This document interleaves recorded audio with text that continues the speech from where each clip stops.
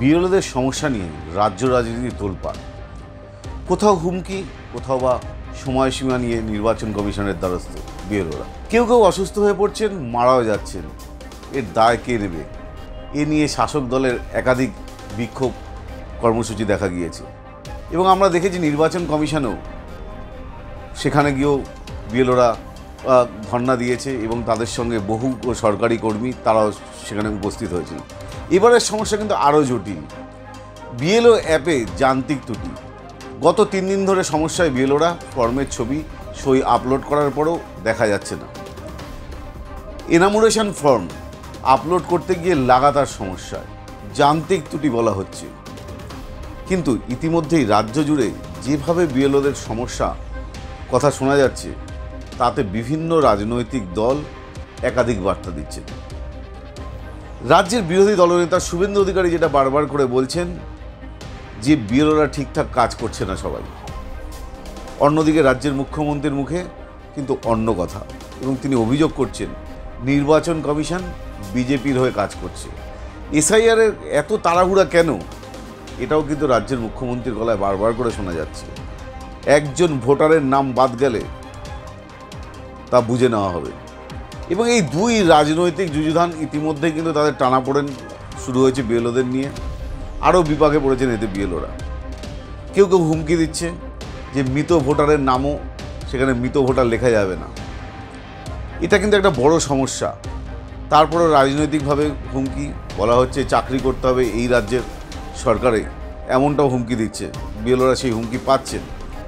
এখন দেখার বিষয় একটাই, এই যে নির্বাচন কমিশন অতিরিক্ত সময় দেন কি না, যে 3-4 দিন ধরে যে সমস্যায় রয়েছে এবং যান্ত্রিক ত্রুটি রয়েছে তাতে এই বিএলওরা আলাদা করে সময় পাচ্ছেন কি না এবং নির্বাচন কমিশনে কোনো ব্যবস্থা নেয় কিনা সেটা নিয়ে এখন দেখার বিষয়। নির্বাচন কমিশন এও যুক্তি দিচ্ছেন যে বিএলওরা অধিকাংশই কাজ সেরে ফেলেছেন। কেউ কেউ আবার এটাও বলছেন যে এসআইআরে ঘোটালা পাকানোর জন্য এইসব অভিযোগ তুলছেন বিএলওরা এবং এইসব অভিযোগ যেমন বিএলওরা তুলছেন, মানে নির্বাচন কমিশন বিরুদ্ধে তোপ দাগছেন বিভিন্ন রাজনৈতিক দল। সেই ক্ষেত্রে দাঁড়িয়ে বিএলওরা কী করবেন? এবং আমরা দেখেছি যে বিভিন্ন বিএলওরা কিন্তু অসুস্থ হয়ে পড়েছেন। সকাল থেকে তারা কাজ শুরু করছেন, রাতে বাড়ি ফিরছেন, বাড়ি ফিরে সেই রাতের বেলা কম্পিউটার নিয়ে বসে পড়ছেন, সারা রাত ধরে কাজ করতে হচ্ছে তাদের। কেউ কেউ হসপিটালে ভর্তি হচ্ছেন, কেউ বা হার্ট অ্যাটাক হচ্ছে, কেউ নানা রকম সমস্যায় পড়ছেন তারা, কিন্তু তাদের পাশে দাঁড়ানোর সেইভাবে কোনো লোক নেই। কেন? কিন্তু আমরা কয়েকদিন আগে যেটা দেখেছিলাম যে নির্বাচন কমিশনের দপ্তর, সেই দপ্তরে কিন্তু বিএলওরা সেখানে আন্দোলন করতে গিয়েছিলেন, কিন্তু তাদের পাশে সে সীমিত বিএলও হলেও কী হবে, তাদের পাশে কিন্তু বহু মানুষ ছিলেন, সরকারি কর্মীরা ছিলেন এবং বিভিন্ন স্কুলের টিচাররা ছিলেন। তারা যেটা দাবি করছেন যে এত তাড়াহুড়া কেন এবং আরও কিছুদিন যদি সময় দেওয়া যেত তাহলে কিন্তু সঠিকভাবে কাজ হতো এবং তার পাশাপাশি উপযুক্ত ট্রেনিং দেওয়া হয়নি বিএলওদের। এই নিয়েও কিন্তু বিএলওরা সমস্যায় পড়ছেন। তাহলে যারা ট্রেনিং ঠিকমতো পাননি এবং যারা কম্পিউটার নিয়ে অজ্ঞ নয় তারা তো সমস্যায় পড়বেন। সেই ক্ষেত্রেই কি বলা হচ্ছে যে এই যে অ্যাপগুলো তারা আপলোড করতে গিয়ে সমস্যা হচ্ছে, কিন্তু বাকি যারা প্রায় 70% কাজ প্রায় সেরে ফেলেছেন তারা কিন্তু একবারের জন্য বলেনি যে কোনো সমস্যায় পড়েছেন।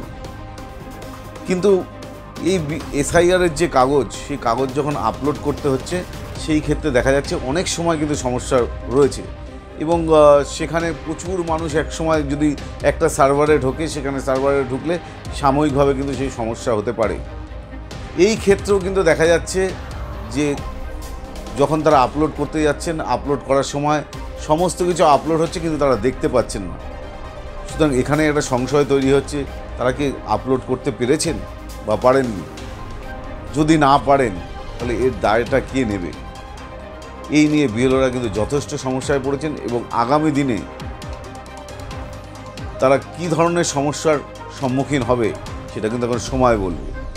অর্থাৎ যারা সমস্ত কাগজপত্র জমা দিয়ে দিয়েছেন এবং ডিজিটালি সমস্ত কাজ সেরে ফেলেছেন তাদের ক্ষেত্রে সমস্যা না হলেও যারা এখনও পর্যন্ত ডিজিটালি সমস্ত কাজ সারতে পারেননি তাদের ক্ষেত্রে কিন্তু তারা সমস্যায় পড়তে পারেন এবং এমনটাও কিন্তু বলা যেতে পারে।